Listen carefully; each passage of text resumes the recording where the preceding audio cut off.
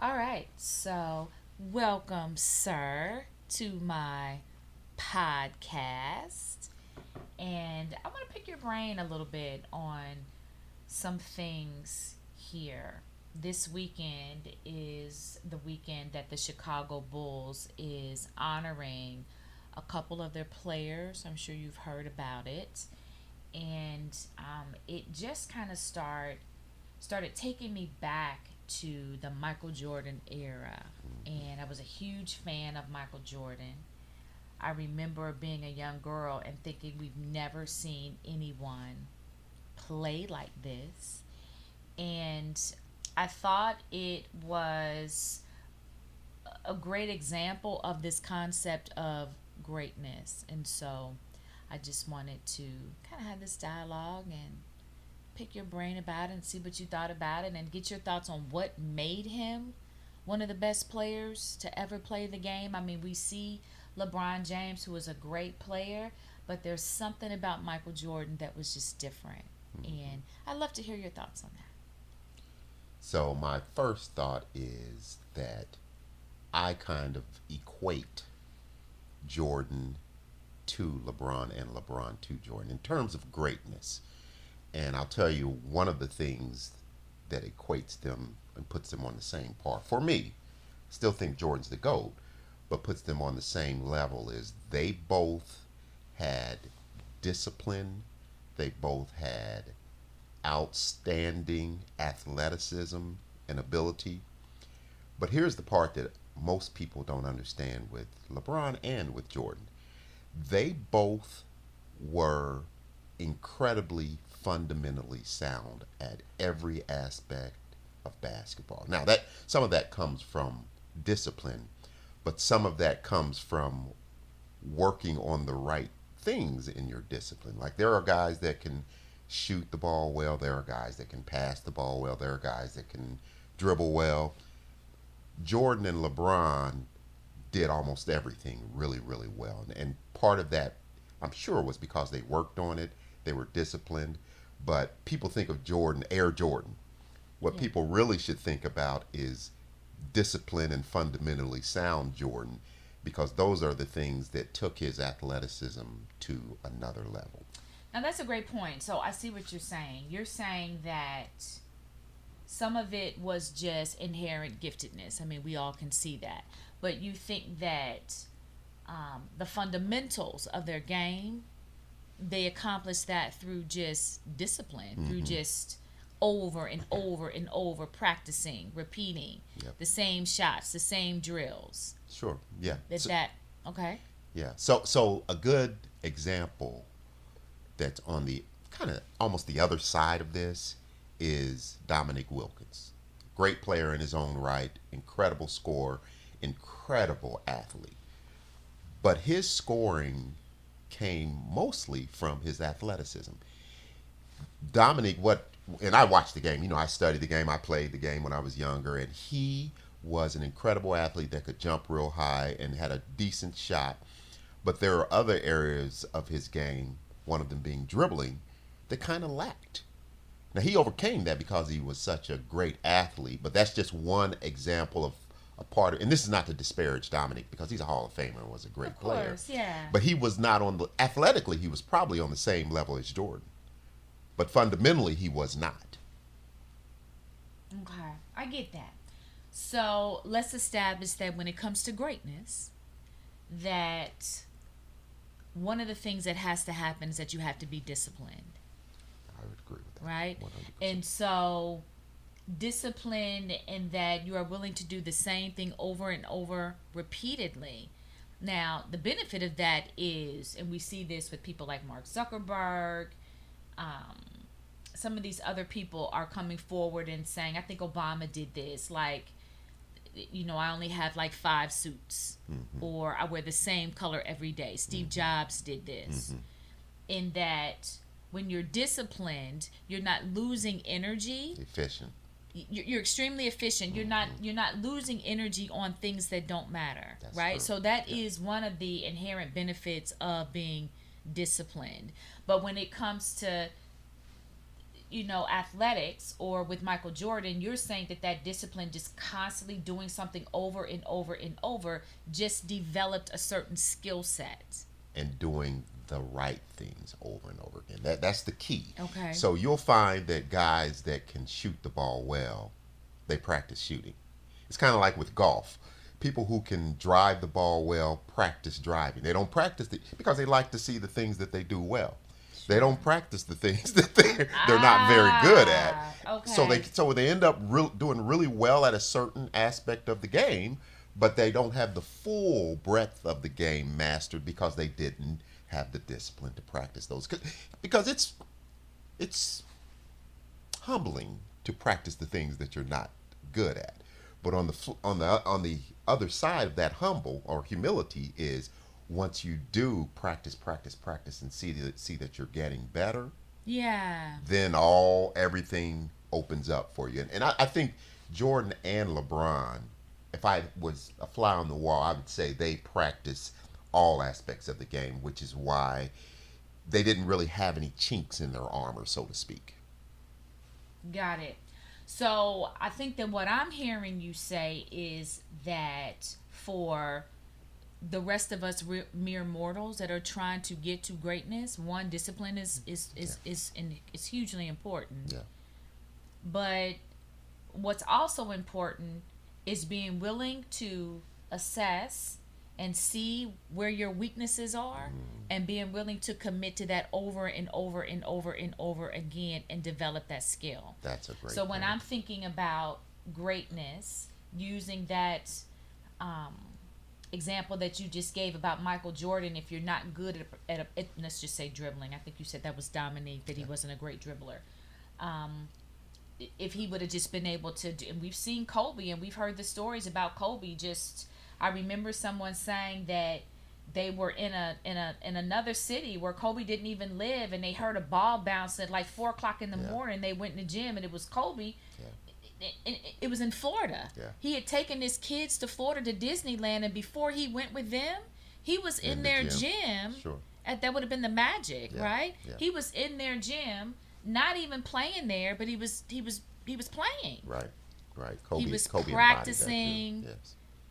developing the skill set. Yeah. So greatness requires definitely being able to assess where you're lacking, and to develop those skills. Sure. When it makes sense. Now, for some people, when you think about like being a CEO, and this requires a level of discernment, if you can surround yourself with people that can do certain things, and you don't need to learn them. But some things you're just going to have to learn. You're gonna have to. Right? Have to Like one of my Achilles heels is public speaking. Sure. And so just listening to what you're saying, that's what's being triggered in my mind. If you want to get to a certain level of greatness, you're going to have to do that. And to get good at it, you're going to have to consistently practice it over and over and over and over again. And you should think in terms of getting great at it, not just getting good at it, I because that's like where that. discipline Yeah. takes you. Discipline It takes isn't you to looking for great. good. That's key right Yeah. there.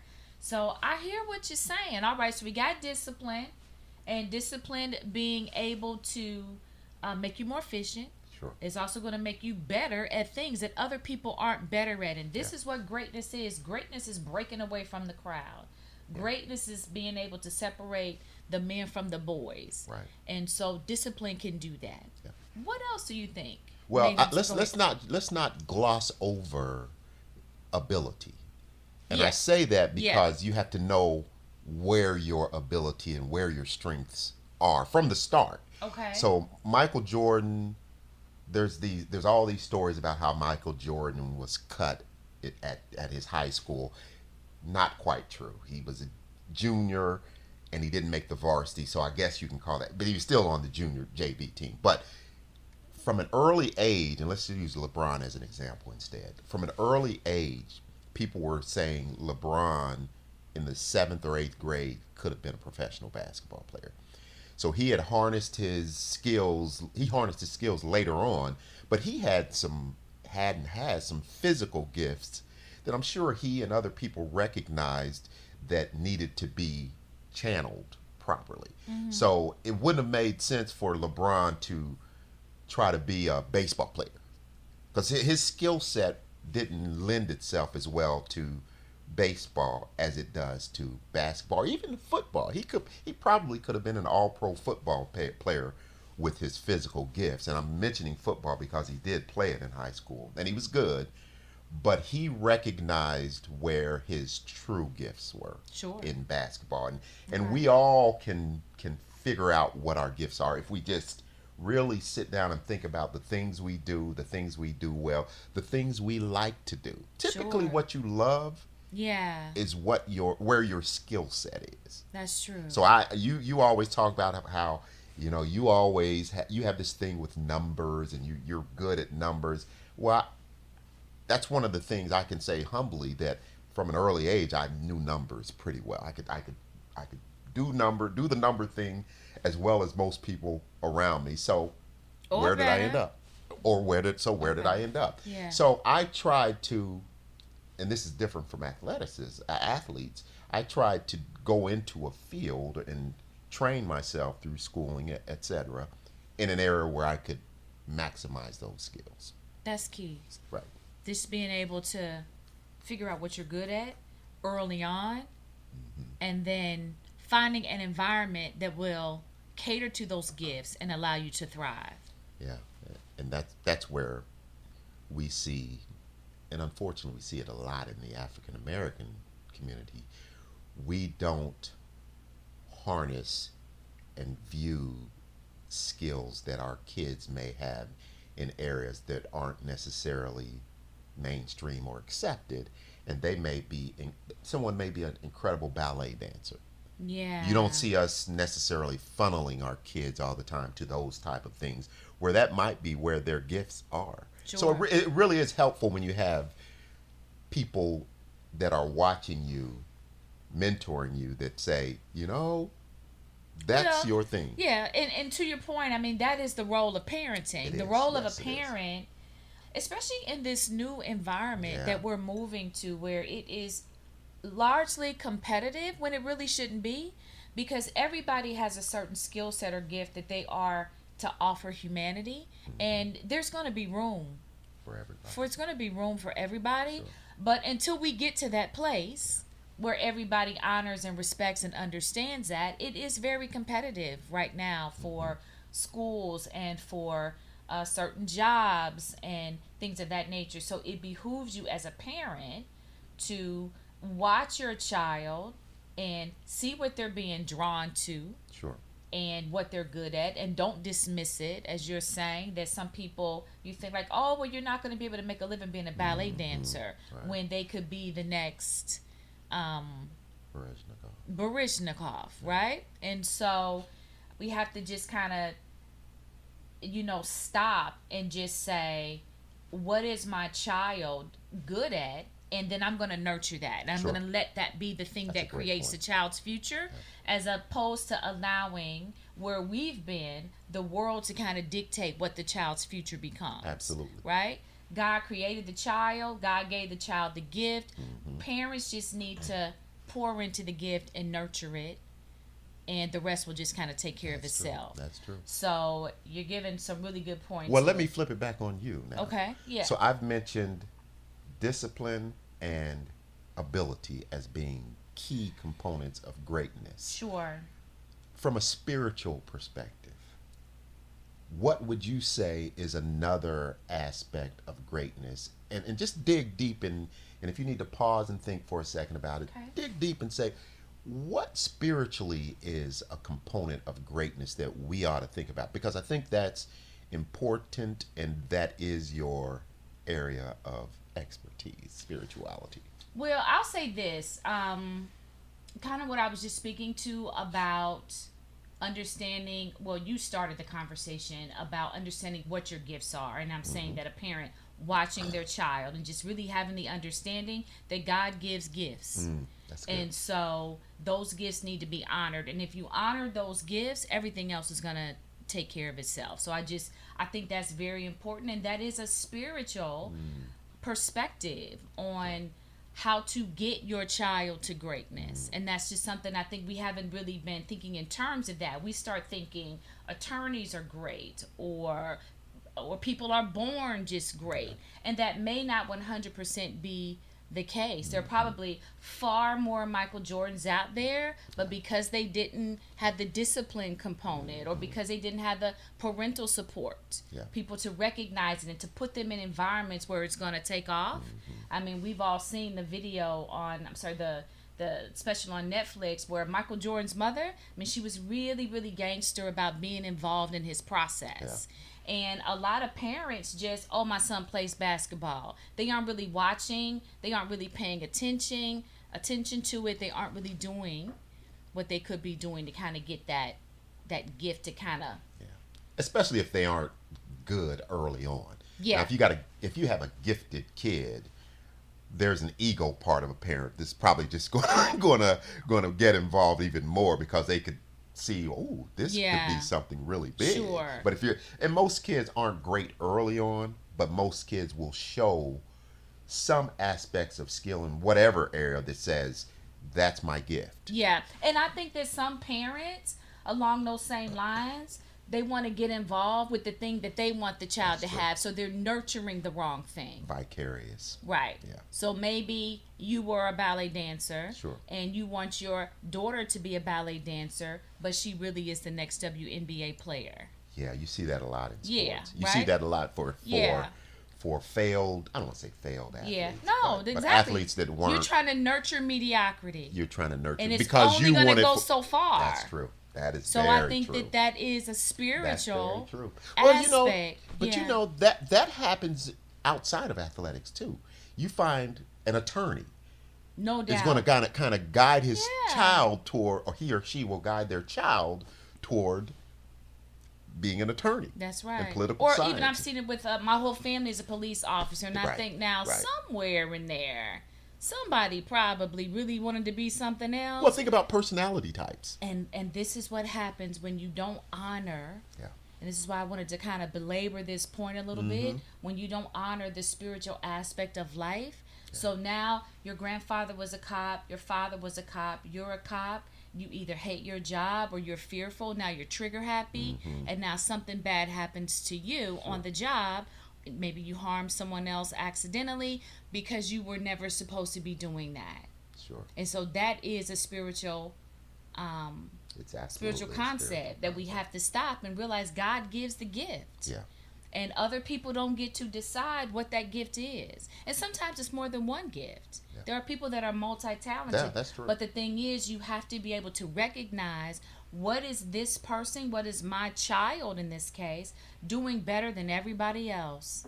Yeah. And you want to cater to it, even if it's something that maybe you don't find acceptable. Or, I mean, we've all heard the stories of the poor artists where they're like, well, my dad won't pay for me to go to art school, and so he ends up over here in some 9-to-5 job, just depressed and just not living a fruitful or fulfilling life because what he really wanted to do was paint. Yeah. And that is just a failure of humanity. And that is probably 90% of people on this planet right now. They're doing that. Just and misguided. That's right. And that is why and I may be off on my stats, that may be triggering for people, but it's a lot of people that are way off the path that God intended for them to be on.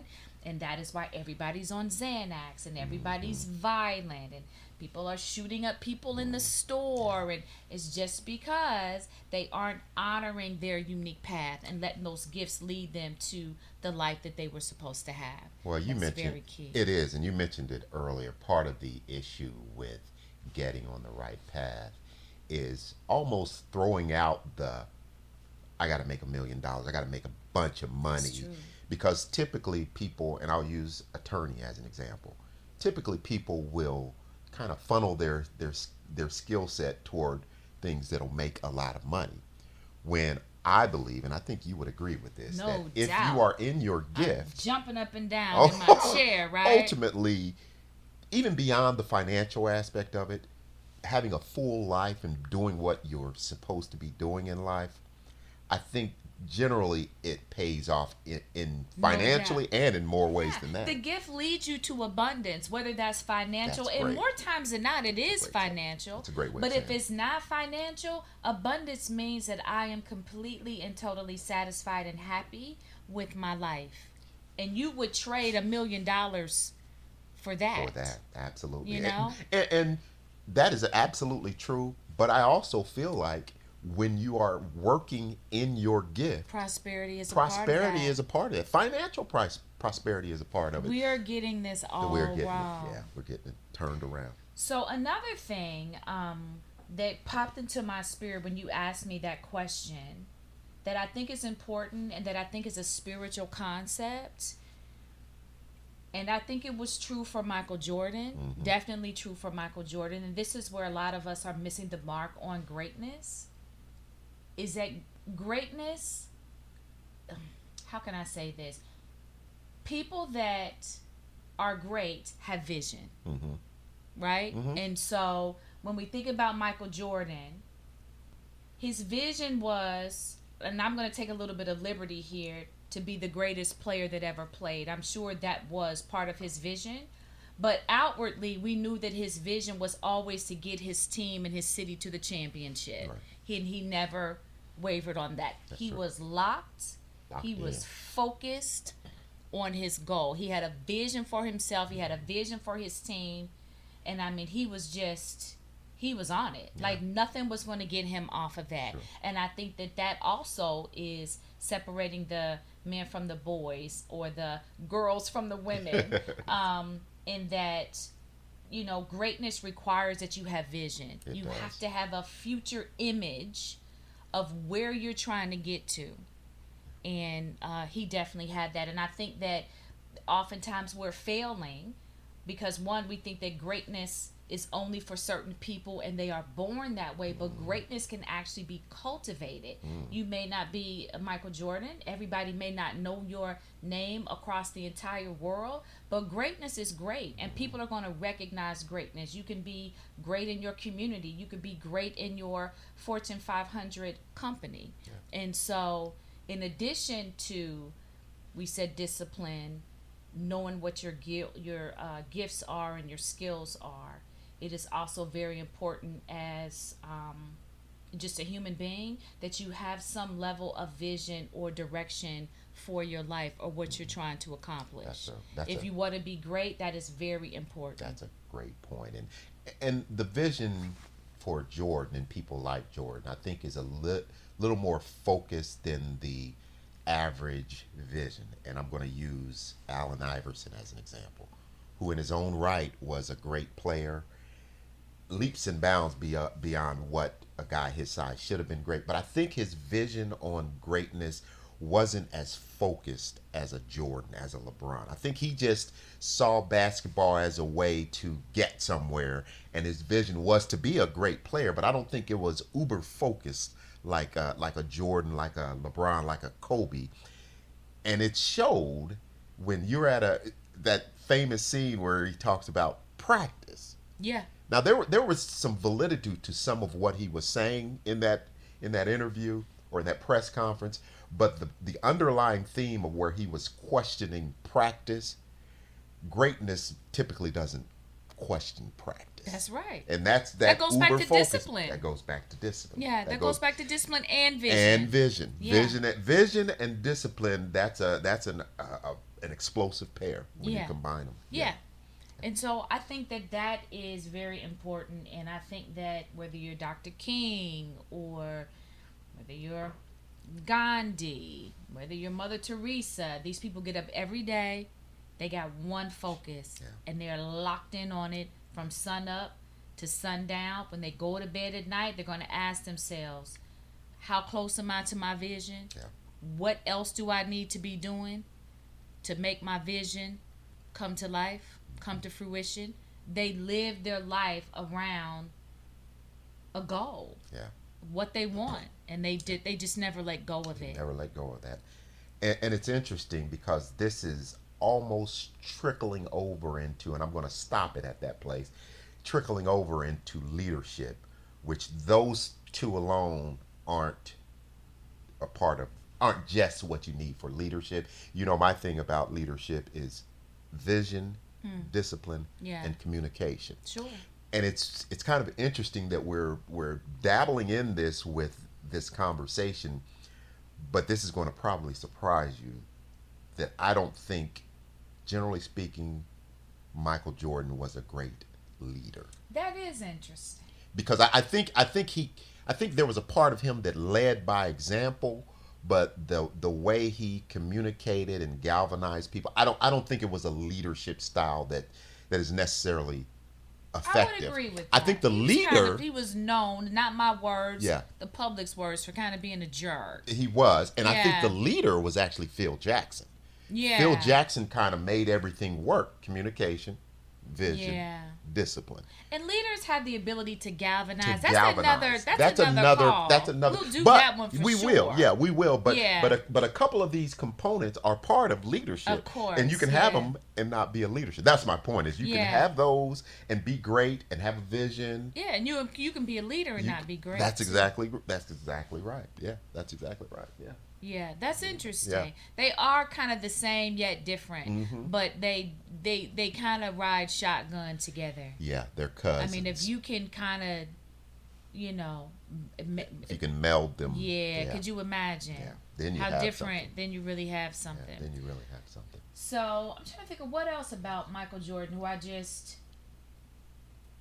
mean, he was just such a beautiful player to watch. Just, you know, his body was so lanky. Mhm. Just the way he moved, he was just so graceful. I personally, and you know me, I think that so many athletes are doping, but I Yeah. think that Michael Jordan was one of the few athletes that achieved greatness without. Yeah, he never looked like a dope. He never looked like Yeah. no. He just was lean and muscular. He was It lean. looked natural. But Yeah. the interesting thing about greatness is that even without the championships, I think we still would have recognized greatness in Michael Jordan. I think the championships created a legendary status for him. Sure. But the greatness was always there because people consider him the greatest player of all times, even though Bill Russell had way more championships. Isn't Yeah. that interesting? Yeah. So to me, it's about the championships, but it's bigger than the championships. It's bigger than just saying I was 6 for 6 in the finals. Well, Bill Russell won 11 championships. That's more championships. But there was just something about him physically, discipline-wise, fundamentally, that said, "Wow, this is different." And you said it well. You said when we looked at athletes prior to Jordan, we didn't see this. No, This was just something was different about him. Yeah. And you know, this leads me into my next component that I think greatness has. Let's see, we said discipline, right? And we said Ability. and knowing what your gifts are. And then we said vision. Like you vision, have to yeah. you got to know where you're trying to get to, and you got to get up every day, pretty much only focus on that vision. Right. I think that what Michael Jordan had and what we started to see emerge in a very big way that older athletes didn't have. Your Bill Russells, they had it, but they didn't have it like this new class of guys that emerged around the late 80s, early 90s. This super athlete was that they had this level of heart. Yeah. They had this level of drive that other athletes had it, but they didn't have to the level that like a Michael Jordan has it or like a Kobe Bryant has it. And so this is a tricky one for me because I think that same level of heart and drive can kind of turn you into a machine or an animal. And so for the purpose of people listening, Yes. it's important, but it has to be balanced. It has to be modulated, right? Well, you're talking about Jordan right now. No doubt. Yeah, no doubt. And this is why you're saying he wasn't the best leader, because that same heart turned him into just almost like a ruthless tyrant because he was so focused on his vision and so focused on his goal. And so I don't think that is the best way to get to greatness. No, that's an incredible point, because when you think about what you're saying right now is Michael Jordan, in a lot of ways, was a me guy. No doubt. I am going to be the greatest. That's right. Leadership pulls people along with you. That's it. And there's the distinction. Yeah. Michael Jordan was the incredible, great, super basketball player of our era. Yet he did not necessarily pull people along with. Now, again, this is not to disparage him completely, because his work ethic and all the things he did diligently, there's a component of that kind of rubs off on people, like his teammates when they see him working hard. There's a leadership part of that, but the totality of leadership, sure, just leading by example. Yeah. But the totality of leadership, I think he was lacking there. No doubt. Yeah. And I think that is the double-sided coin of having that level of heart and drive, which I think that is definitely a component of getting to greatness. But we have this kind of offshoot over here of leadership that's kind of spinning, that we'll talk about on another call. Sure. But leaders galvanize others. They realize that I'm not an island. It requires other people to get me to where I'm going, and they have respect and honor for that. Yeah. But from a Michael Jordan standpoint and just a pure greatness issue, it requires a level of heart that is uncommon. But I would just say, for people listening, make sure that it's modulated, that it's tempered, that it doesn't show up as being a jerk to other people and being off-putting. And so sometimes, and we know this is not me, we've seen what everybody said about Kobe Bryant and what they said about Michael Jordan, that they were just an island unto themselves. Yeah. And so just be careful with that. Have the heart and have the drive, but you want to balance that to where you're just not running over people. Yeah, that's a really good point, because I would question whether Michael Jordan and maybe even Kobe or people like that were living fully abundant lives because of it. Yeah. They were so driven. Right. Just they didn't have a moment's peace. They didn't have a moment's peace. That is not a good life. That is not what we're talking about here. Even as a Michael Jordan's a billionaire, but you can almost sense that there's an emptiness there. Sure. You can a almost level of sense distance that. Or just something. No. So let's just say heart and drive lead you to greatness, but you just want to be mindful that you just don't go too far with that. Yeah. You don't go too far with anything. Yeah, it's almost a challenge of humility versus heart, because you can still be humble and still be great, but when you really think about it, drive like that can kind of push humility aside. You're so driven sometimes when you're at that level. Humility can be a secondary thing for you. Yeah. And I think that will take you to a place of nothing else matters. Sure. And I think that humility sits in our leadership pot. It does. And they're definitely connected. It does. But we're talking about pure greatness here. Pure greatness requires heart, and drive. It does require drive. Yeah. Yeah. No, that's a great point. Wow. Let me ask you, because you followed him more than I have.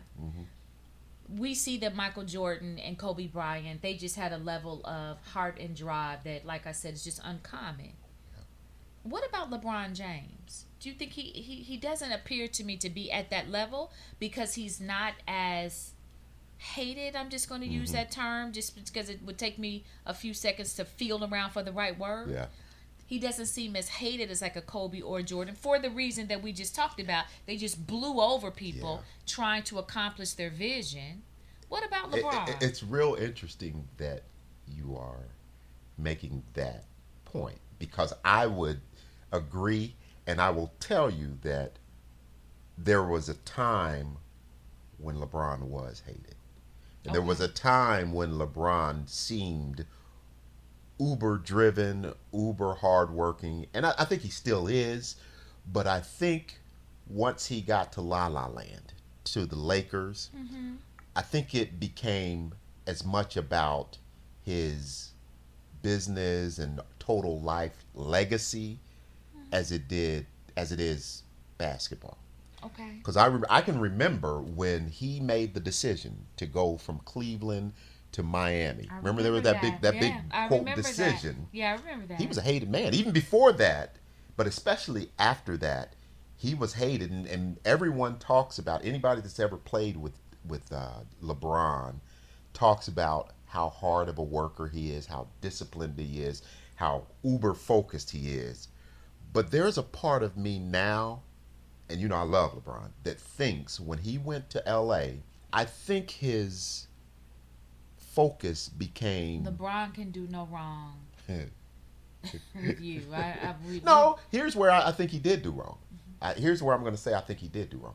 I think there is a part of him that lost that focus once he went to Los Angeles, because the story is that part of his reason for wanting to go to Los Angeles was that his empire could be expanded. His business empire could be expanded. Movies, he's into that, production, all of that lifestyle thing Yeah, is that's what. interesting And if you think about it, he's been in LA for probably 5 years. Mm-hmm. That's probably when you started seeing even more vocal LeBron, and to me he's way too vocal. So Yeah, so he right. can do wrong for me. Sure. I love him as I can separate the player Of course. from the guy And who we all just should do talks that. too much. Yeah. And Yeah. he does. He talks too Yeah. much, in my opinion. But Yeah. I think if it feels like to me that all started when he moved to Los Angeles. Now they've won a title with the Lakers. He's won a title with the Lakers. You know what? Yeah. Now let me ask you this question about LeBron. Yeah. Well, first let me because I just cut off. You didn't finish making your point. So, are you saying that LeBron is he's not as he won't be? Let me put it like this: are you saying LeBron won't be as hated as like a Kobe and a Jordan because he stopped the path of just having just uber drive or just being uber driven and having that level of heart to where he was just running over people trying to accomplish his vision? Are you saying that his process stopped when he got to LA? Well, I think it was a roller coaster, and is a roller coaster for him. I Okay. think he was hated.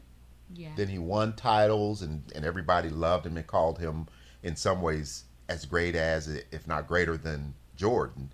And then as he became more vocal, I think there is a different type of disdain for him. Sure. Now I'm just talking about just like Athletically. that. Well, no, just that disdain when someone Steve Jobs is like this. When those kinds of guys that achieve greatness, they're so focused on their goals and on their vision that they exclude all else. Yeah. Right. I don't know if LeBron was ever that way. Is what I'm I trying. think he was. He was that way. I think he was Are you that saying way. that he did kind of change though? I think he kind of changed, Yeah. and I see what you said after he got to that 5-year mark. I think you said where he wanted to expand his brand. Yeah. He let go of some of that. well, and the other thing is, this happened with Jordan and with Kobe too. LeBron's now 39. When Kobe got old and LeBron or Jordan got old, they weren't the steamrollers anymore. They were just basically average players. I would argue that at this advanced age, LeBron is actually better than Kobe and Jordan were at this age. Really? Oh, at this age. Absolutely, absolutely. But my bigger point is that he's still not the LeBron of 10 years ago, steamrolling people. He's still one of the top 10, 15 players in the league, but he's no longer a level above every other player. Just like when Jordan played for the Wizards, the forgotten years. Yeah. Jordan was, at best. Now, some of that, though, I think is just modern advancements in science and technology. It's going to allow those players to play a little bit longer. Absolutely. Yeah. Absolutely. Yeah. But that's not even my point of comparing how he's better. My point is, even with those advancements, LeBron is not the LeBron of 10 years ago. Sure. So he's not steamrolling people athletically. So there's a part of the league and people that say, yeah, whatever. He's still there, but he's not steamrolling it. So why would we even spend much time? Same thing with Jordan when he was with the Wizards. Jordan was old and kind of ineffective when he was with the Wizards. He was okay, Sure. but that's not the same Jordan from the Bulls that was steamrolling people. So there was a level of, I don't want to call it forgiveness, but I think once they became human as players, people didn't have that level of hate anymore because they weren't steamrolling anybody. Kobe the same way. At the end of Kobe's career, Kobe was just a gun. He just shot the ball every time. It was not that good. People tend to just forgive that part of their career and forgive them for the past when they steamrolled people because there's a level of, okay, he's getting old. Let's just lay off. Sure. So Sure. Yeah. but I do feel like there was the first 10 or 12 years of LeBron's career, it was very similar to the steamrolling and take no prisoners type of careers that Kobe and Jordan enjoyed. Now let me ask you this question: is the level of play for all three the same? Nah, we know. I'll let you answer that. Is the level of play exactly what they accomplished? Yeah. Is it the same for all three? Here's what I will say about the three. For a long period of time, there was just Jordan and everybody else below him. For probably 10 years. Sure. I will say that with LeBron, there was a long period of time. It was LeBron and everybody else below him. I agree. Kobe was great, but I don't know that there was ever a period in his career where I would say there was Kobe and everybody else was a step. Kobe was probably maybe the best for a few years, but there were years when Shaq was better. But I don't think that was Kobe. I think that was just the timing of who was in the league. Oh yeah, along yeah, with him. that's true. That's true. Yeah, that's true.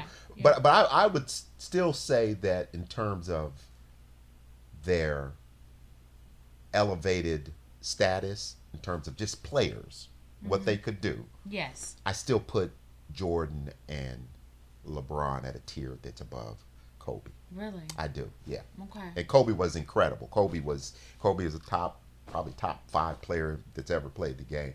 But there was a different thing with LeBron. There was a different thing with Jordan, even more so with Jordan.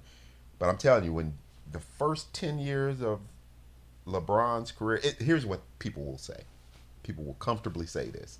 For 10 straight years, Jordan should have been the MVP of the league every year. But they just got tired of making him MVP. So he only had 4 or 5. For 10 straight years, same thing with LeBron. There is no question, nobody questioned. LeBron should have been MVP for about 10 straight years. Kobe has 1 MVP. And that's probably what it should have been. He just wasn't at this tier above people like LeBron and Jordan. You get what I'm saying? He was an incredible player. Do you think that any of that had to do with the fact that people just didn't like Kobe? No, I mean, no. Kobe was revered. Kobe was revered. Now, everybody knew that he had a killer instinct. He was a lot like, in terms of personality, even the way he acted and everything, he was a lot like Jordan. Yeah. When you really think about it. And while people didn't like that, I think they respected that. Okay. I don't think he was hated in that way where he wouldn't have won MVP. There were just people at the time that were more deserving of MVP. Shaq was... You can make a case that Shaq was as dominant during a period as Kobe was. Yeah. Yeah. I remember that. Yeah. I do remember that. In fact, their 3 title years when they played together, you know who the MVP was all 3 of those years? Shaq, not Kobe. Yeah. So I think that some of that for Kobe, and I'm a Kobe fan, I think that some of that was the fact that he just was in the midst of some other great players that kind of emerged during his reign. Shaq being one of them. Yeah. Whereas Michael Jordan just really didn't have that. No. You know, he just didn't have that. He was just kind of a freak for No, I his agree. time. He was the first. Yeah. And so some of that can be just timing. Yeah. Okay. Yeah. Let's see. You got heart and discipline that's required. Heart and drive, And we're definitely making the point that in the real world, you do need to balance it. You do need to balance your heart and your drive, because otherwise it will cause you to create enemies and it will rob you of your life. And when people don't like you, basketball is different. But for those of us in the real world that are working in corporations or working in communities, when people don't like you, it's just not going to work. It's completely different from being an athlete. It'll catch up to you. It'll catch up to you. So I just want to clarify that heart and that drive is very important, but you just don't want to come off being a jerk all the time, Yeah. like those people. It's have done. it's an interesting balance of heart and drive versus cutting corners, because you don't want to cut corners, Right. especially in the real world, but you also don't want to cut people. You don't want to Right. slice and dice people along the way, because that slicing and dicing, it will ultimately catch Catch up. up. That's right. Yeah. Yeah. You think even like Steve Jobs, he kind of had some problems with people. Yeah. I mean, he created something really great. He kind of got it started or got the ball rolling on it, but he was really having some trouble. He was, You know, I think he yes. was ousted from one of his companies at one point. He Like he was, just yeah. really struggled. I don't know his whole history the whole time.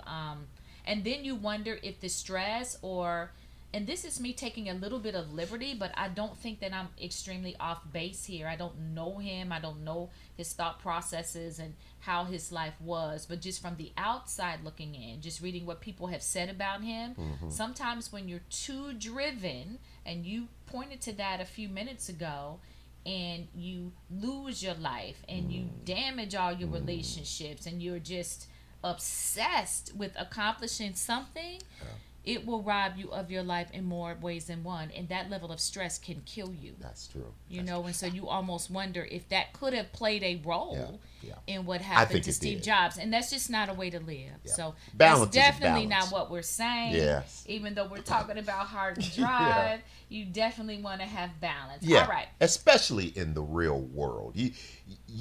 We're talking about greatness, but we're also trickling over into abundant and prosperous living. That's Abundant right. and prosperous living includes balance. It includes Yeah. balance. Okay.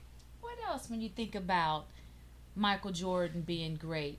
You know what? I know something that he had, and this is kind of touching on when we were talking about, we didn't really call it this, but really just having that level of self-knowledge and knowing what your skill set is, knowing what your gifts are. Very important. This is something that Michael Jordan had, and this is going to take us down an interesting path, I think, in that Michael Jordan is equally gifted physically as he was intuitively or psychically. Yes. And that is important. And now the yes. question is, as I said, we're going to go down an interesting path with this. Is he was a very intuitive player. Yes. He could anticipate where the people were going to be. You know, just with the no look passing, and those are very intuitive, or those are Skill sets. mental powers. They are. Right? And so, of course, we know that some people are born with that more than other people, but I'm wondering if that's something that can be developed. It's an interesting premise. That's a very interesting premise, because I would argue that you can develop it somewhat, Yeah. but I think to be at his level, it's innate. Yeah. I think you have to almost be born with some of that. Yeah. It's like aura. We haven't talked about that, but Michael Jordan had an aura about him, and I don't know that was necessarily something that his career did for him. I think there was an aura about him that some of it was built by his legendary status, but there was just an energy around Michael Jordan that was different too. Now that's interesting. You know what I'm saying? Do you think it was just charisma, or you think he had like an aura? And some people You're have the it. spiritualist. I know exactly. You tell what me. you're saying. Well, you know, I never really thought of Michael Jordan as having an aura. So we can almost separate LeBron and Jordan in that way. Jordan had That's this aura that LeBron doesn't interesting. necessarily have. You know what I mean? Right. That's interesting. I don't know that I have the answer 100%. Well, you work on that. Yeah. I'm like, let's just walk down this Yeah. path a little bit. Okay, so when you're talking about aura, you're talking about presence. Presence. Greatness. And I don't know that you Is have to that- have that for. You know what? Let's think about that Yeah. for a second. Yeah. Yeah. You have to have Does presence. greatness require Presence. presence? And this presence is something that's, You can even develop. yeah, or is that assigned by God? Now that is an interesting concept, and we're gonna be cruising up on an hour here shortly, so we aren't gonna go too far down. We're just not gonna. No, I want to, but we're just not gonna solve it. In the next 10 minutes. But that is interesting. Yeah, and my. So that would almost. Let me think about this for a second. Let's think while about you're thinking, okay. I'm going to say this. I'm going to give you my view on that. I'm completely stumped. Go.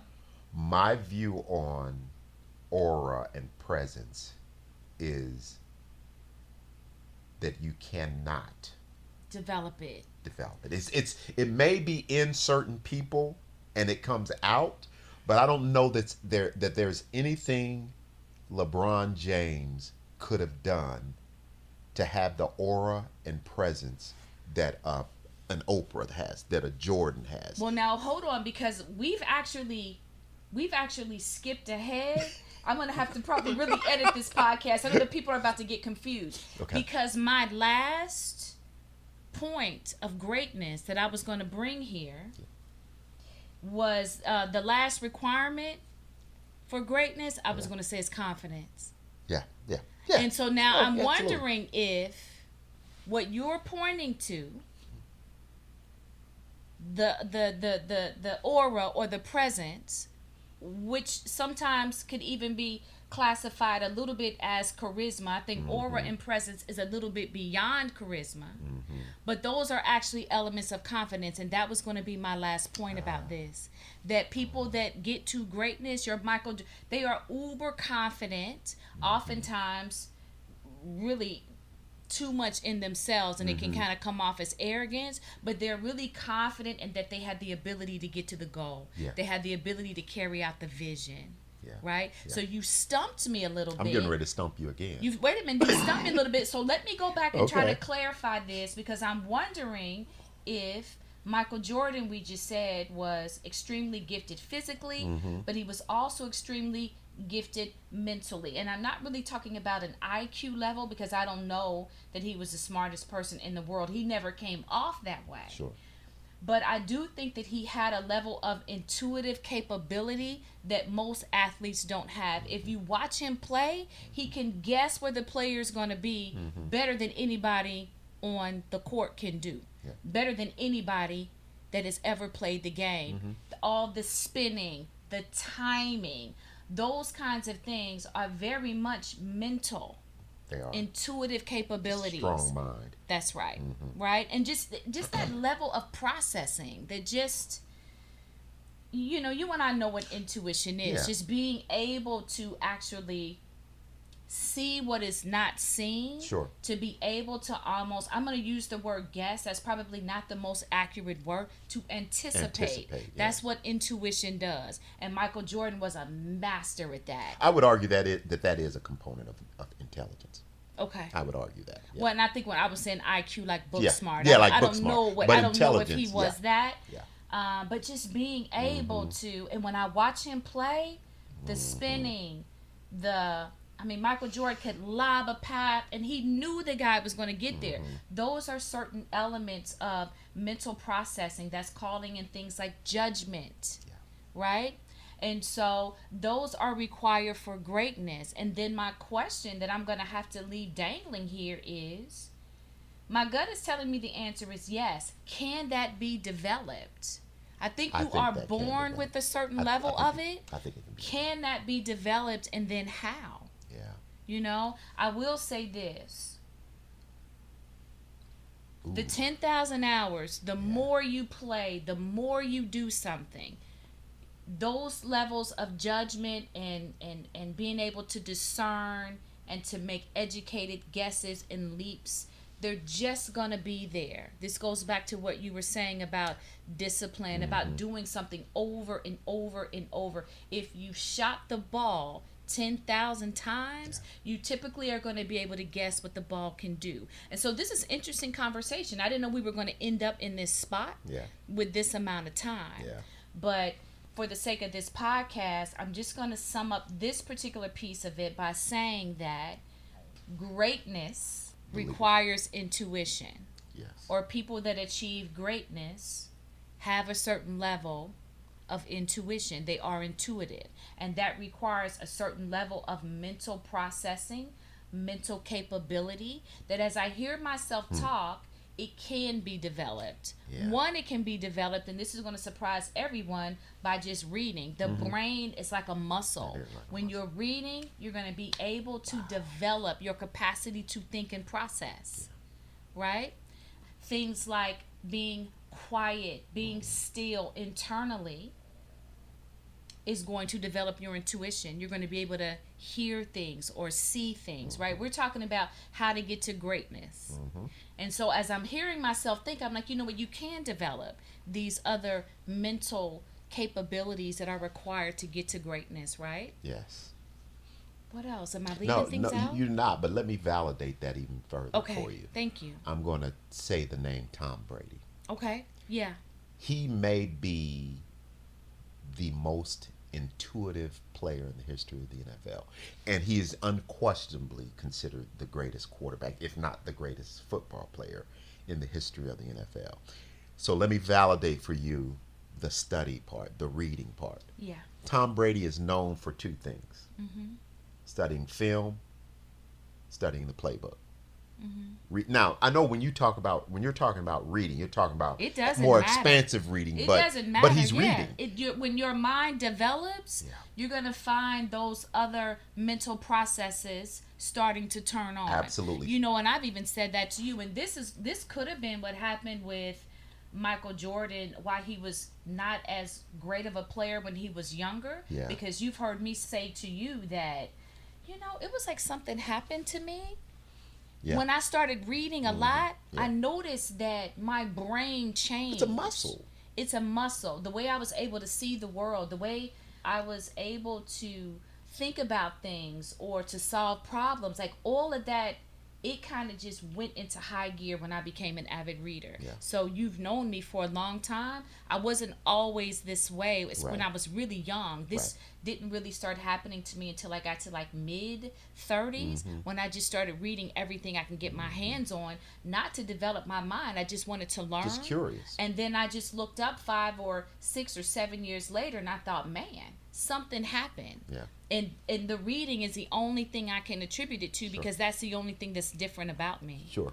So I think you can develop that. I do too. And to finish my point on Tom Brady was not necessarily considered a great quarterback in the first 7 or 8 years of his career. Certainly not the greatest, even though he had 3 Super Bowl titles. Sure.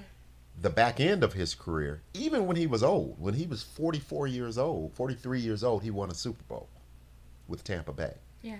And I believe that he developed his intuitive skills over time to become the greatest player of all time.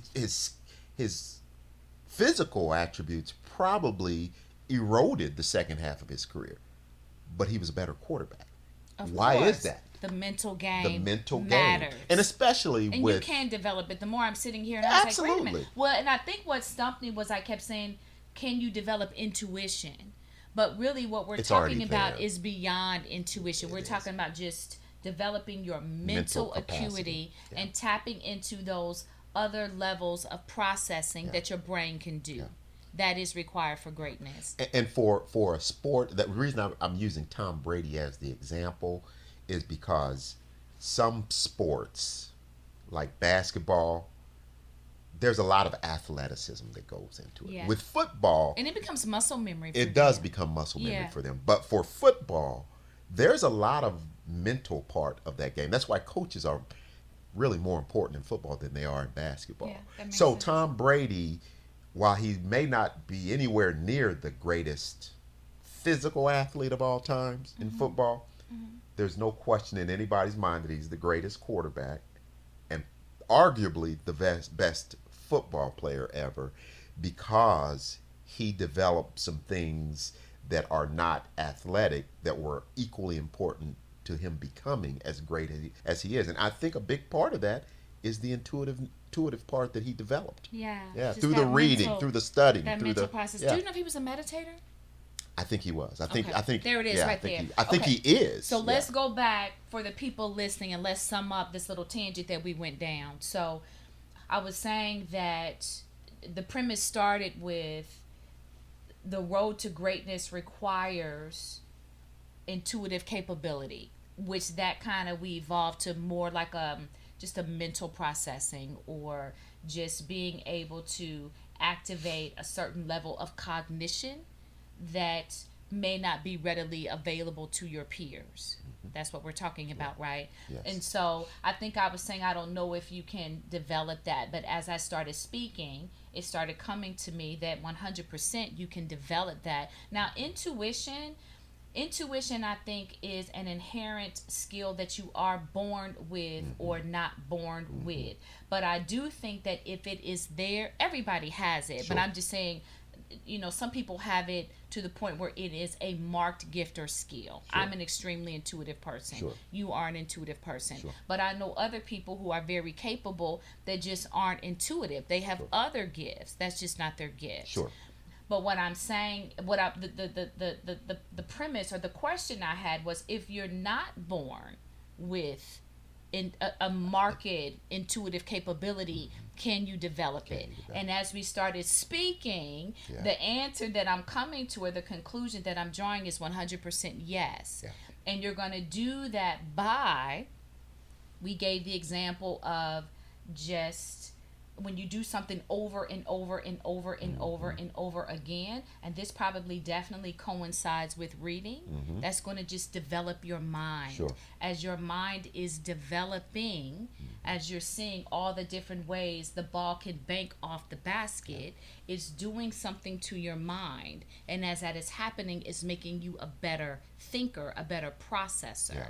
And then I also want to add in the microphone. And then I also want to add in the notion of quieting your mind and being meditative. If you are not a meditator, which of course I'm always talking about meditation on this podcast, but just being able to be in a meditative state or to quiet your mind, that is going to allow intuition to flourish. Yeah. Even if you don't have it as a gift, there are things that you can do to develop it. And the more I talk about it, I'm like, I've even read books.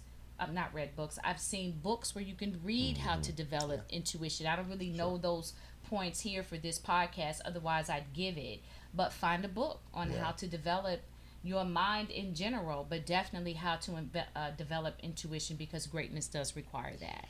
Yeah. You know what is a good basic example of what you're talking about with repetition and intuition, certain people having different levels, is language. Think about foreign languages that you've learned in the past. Yeah. We all have the capability through repetition to learn a foreign language. You're more intuitive. You have the ability to learn a language maybe more readily than the average person. Sure. But that doesn't mean that the average person can't learn a foreign language. That's through repetition and discipline. Yeah. But there are just certain people, because of their natural intuition. And I think that's the thing with language. That's why you have a propensity toward language. Yeah. There's an intuitive thing that goes on that Yeah. you develop. Yeah. And language is a good example of that. That's just what I will come to the conclusion of. All right. And so the last point on the road to greatness that I wanted to hit on was confidence. Now, going back to what you were saying about Michael Jordan having an aura, which I was wondering, like, go ahead and flesh that out. I called it present. Sure. Go ahead and flesh that out for us here. So here's the interesting thing about confidence, which I do agree with you, that is a big component of greatness. The dark side of confidence is, and you see this in a lot of people like Michael Jordan, like LeBron James, there is an insecurity that's built into that confidence.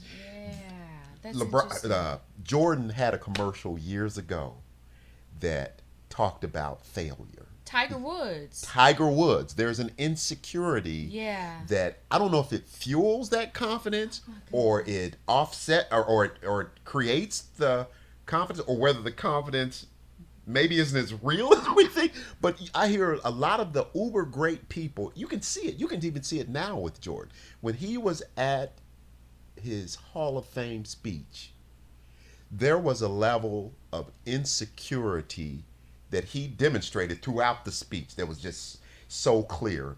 While at the same time, it was terrible. But at the same time, you can't be as great as he is and was, and not have a high level of confidence. I'm going to make this shot. I'm going to make this shot. No doubt. They have confidence in them, in their ability, and they have confidence.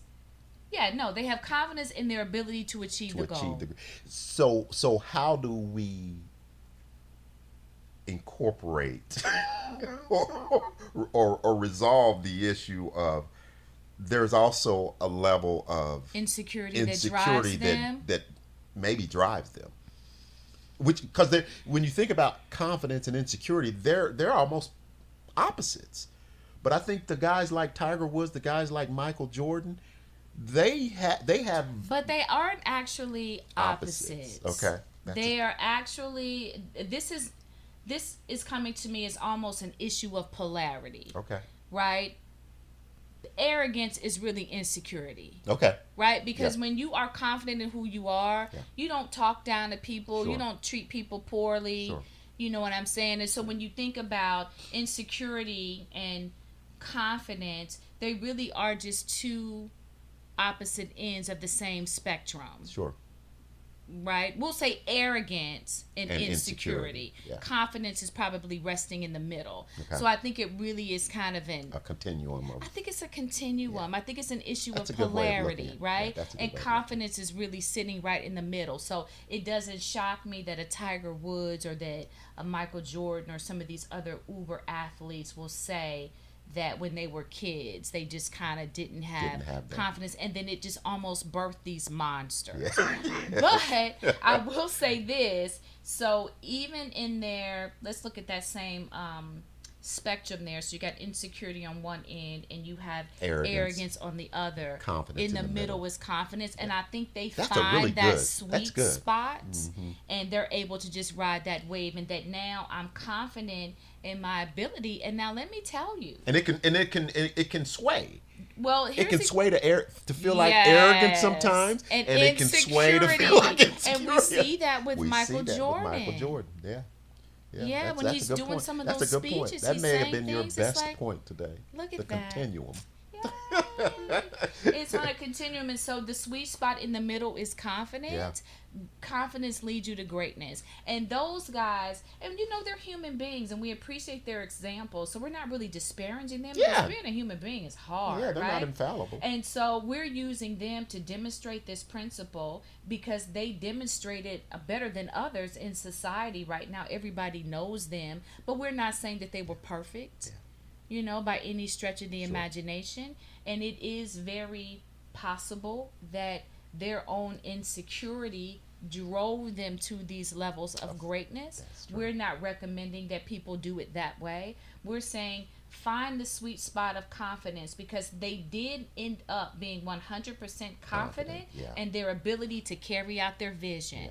Yeah, and this is the other thing that leads you to confidence, going back to points 1 and 2 or somewhere in the beginning. Discipline. We talked about discipline, and we talked about knowing what your gifts and skills are. That's self-knowledge.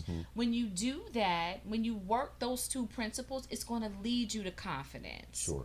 Right? It is. And there's nothing, because I've done this drill over and over because I'm prepared, because in my case, I am an evolved speaker. I've done it so many times. When I show up in the room, I'm confident. Sure. Nothing's going to go wrong here. I got it. Because I've prepared, I've disciplined myself, I've worked on it. Yeah, which where I'm coming from? Yeah, absolutely. Which sometimes can be misconstrued as arrogance versus confidence. Yeah. So if I've done it a million times and I'm telling you right now, I'm gonna make I'm the going to shot. make this shot. It's not Yeah. that I'm being arrogant Right. necessarily. Right. Sometimes it actually is arrogance. Some other aspects can be arrogant, but sometimes that's not arrogance. We see Yeah. it as It's arrogance, it's but it's self-belief. confidence. Yeah, That's right. absolutely, absolutely. I know I'm that getting I'm ready the to make man this for shot. the job, Yeah. and that is what leads That to is the leads to greatness. greatness. Yeah, yeah. Yeah. So maybe that continuum is you started out insecure, you worked your butt off, you became disciplined, you had the vision, and it led to the confidence. And then sometimes just being a human, that confidence can actually trickle over to arrogance. And it can. And it can. And that We're is not human. what we're recommending. We're not recommending We're that. recommending staying right in the And we're not sweet spot. judging because that happens. Because true greatness, and we use athletes, and athletes are different. Yeah. But when you think about Martin Luther King, Steve or Jobs. Steve Jobs, Yeah. or just Steve Jobs was more like the athletes. I think he was a little bit broken, and that he was just He was. slaying Yeah. people in his Yeah, way. he was. Like, I don't think that's the way to get to greatness. We use the examples of those people because they are the most known. Yeah, not just accomplishments. Yeah, but you I think get about Dr. King, you think about other people that have really impacted humanity. They didn't have those levels Those of flaws that we broken- know about. They had flaws. That's Sure. just what it means to be a human being. Sure. But they didn't have those levels of flaws, or at least they didn't have them publicly. We'll say that. Mm-hmm. And also, I want to speak to this concept of greatness, in that greatness does not require you being famous, although it can sometimes lead to Mm-hmm. notoriety. Sure. But you can be great in your home. You can be great on your small nonprofit job, Yeah. right? It doesn't have to be this big, this big grandiose thing, but the principles are still going to apply. Absolutely. Greatness is greatness, and Absolutely. and this is the path to greatness. Yeah. This is what greatness embodies or encompasses. But you can be great right there in your community, or right there in Absolutely. your In- Fortune 500 company, or in your law firm. In your home, In I your think home. I Yeah. think of single mothers who raise kids that end up going to college and doing great things. Yeah, She was great. that's right. She achieved greatness. That's so right. yeah. And so being able to be disciplined as a mom, Yeah. being able to develop your skill set, To have a develop vision yourself, for your kids. have a vision for your family. For your family, The yeah. same principles are going to Yeah, apply. absolutely. Having the confidence to know I can make great kids. Yeah. I can give them everything that they need to go out into the world and flourish. Yeah. The principles are going to apply no matter what environment that you're in. So that's what I would leave people with, and just consider yourself as an extension of consciousness, and know that you have the ability 100% to achieve greatness. You just have to figure out what that looks like for you in this lifetime. What is Tom Bilyeu's ending comment? What? Be extraordinary. What Be is he? extraordinary. Isn't that That's his it. how he ends his show? Probably, I don't know. Oh, Tom Bilyeu? Tom Bilyeu. Oh, he does say be extraordinary. Be extraordinary. He's saying be I was great. thinking Belichick. Oh, Wasn't no, Belichick just on the TV? Yeah, that's Bill Belichick. Bilyeu. Yeah, he does say that. I did have a question for you. Something else you said previously, it just triggered something in my mind about Tom Brady. Mm-hmm. And I'm not surprised that he is a meditator. You're going to find that meditation is also a path to greatness that kind of slots back into our skill set about developing mental prowess and acuity. Do you think he would be a good coach? Tom Brady might be a good coach. And I say that because, generally speaking, the great athletes that depend primarily on athleticism. Now, they depend on intuitive skills as well.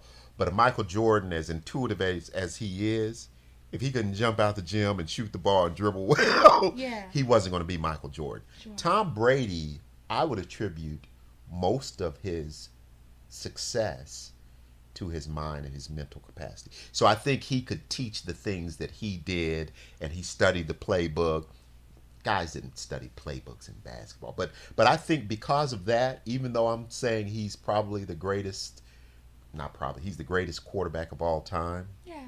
I think he would be a good coach. I think he has some components of galvanizing, and yeah, I think he would be a really good coach. Quarterback? Yeah. Do you think he will? I said good quarterback, a good coach. He's already a I quarterback. don't think I think he'll go into television and be an announcer and do well there. I think his mindset is such that he will probably he's one of those guys that'll probably do well at whatever he does. Yeah. He's just one of those guys. He's just great. He's And great. greatness excels. They figure it They out. do. They hack They the figure code. it out. They figure it out. Kind of like Deion he- Sanders is going to do. Well. That's what Well, I- Deion Sanders is the opposite of Tom Brady in Yeah. some ways. Yeah. Deion Sanders was an uber athlete. He doesn't have the mental. I'm not going to say he doesn't have the mental. I'm just saying that he depended on. He doesn't have. Well, the jury's still out on that.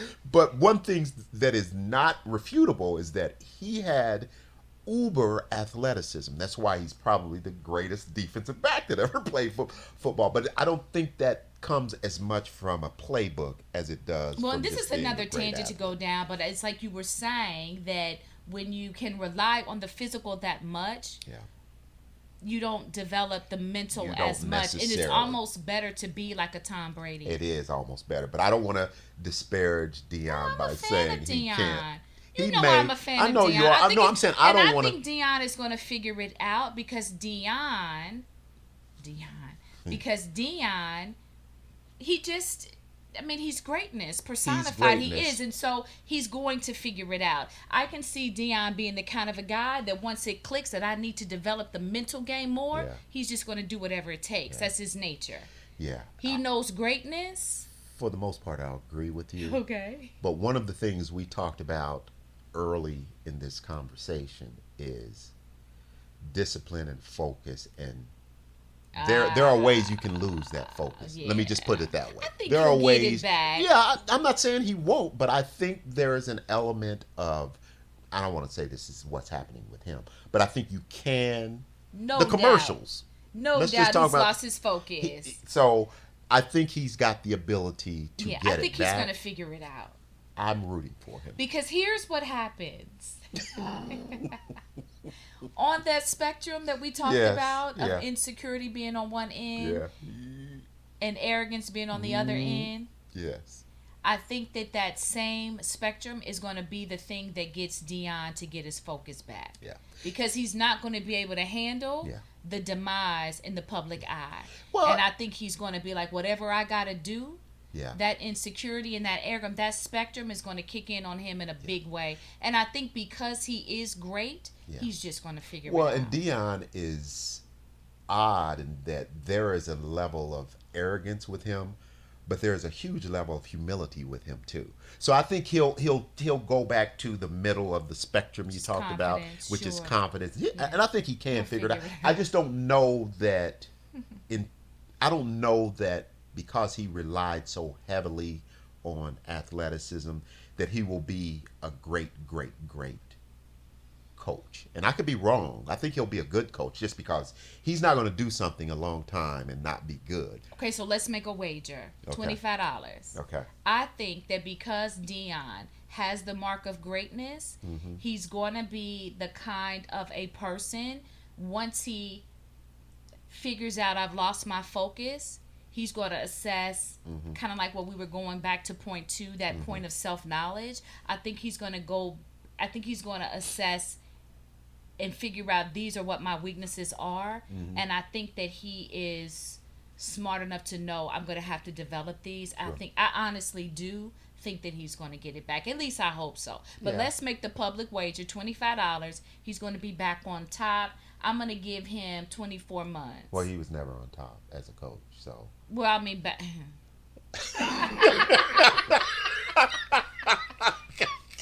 I'm gonna delete all this. He's gonna be one of the top performing players in the next 2 years. Coaches, yeah. Coaches. He's gonna be one of the top performing coaches in the next 2 years. We just made a public wager. What do you say? Your $25. You don't think he's gonna get it back? Not in 2 years. No. No. Don't just we don't bet. We're not betting people, so let's not even put that out there. But I am very confident it'll take. If he gets it back, it's going to take longer than 2 years. Do you think he'll get it back? I absolutely think he'll get it back. This is not criticizing Dion. That's exactly what it No. sounds like. I don't There will be no know. Dion bashing in this I'm not house. bashing him. I'm just being real about this. I'm being a realist. Coaching is different than playing. I agree. So I think he's so great that he'll get it back to a place where he could be a good coach. I just don't know it when you think about the Bill Belichick's, the Nick Sabans of the world. I don't know, and that's not criticizing him. Very few are at that level, at the coaching level. That's different. That's a different But level. here's what greatness looks like, and I think that Dion is going to do it. And if he's not thinking like this, he needs to. Greatness is being able to sit down and say, okay, I'm failing in these areas. This is what I need. Going back to what we were saying about discipline, about being able to understand what your gifts, what your skill set is. So if you've gone to um, the football coaching side, Yeah. and you know that my skill set was actually being able to understand what is happening on the field in real time. Being a coach is beyond that. It's It is, yeah. building a team, it's recruiting, it's interacting with staff, with leadership at the university and parents. It's way beyond that. Greatness says, I'm lacking here. So I need to go back and develop this. And I need to do it over and over and over and over again until I get just as good at this as I get as being able to decide what happens on the field in real time. Sure. I personally think that because Dion has tasted greatness, he has the potential to figure that out. That's what he should be doing. I think he Now the commercials and all of that, he's just distracted. Yeah. I think he will figure it out. Here's the only thing I'm saying. Yeah. And I talked about this earlier in the conversation, is when LeBron James, when people saw 6'8", 220-pound LeBron James, it's easy to see that's a basketball player.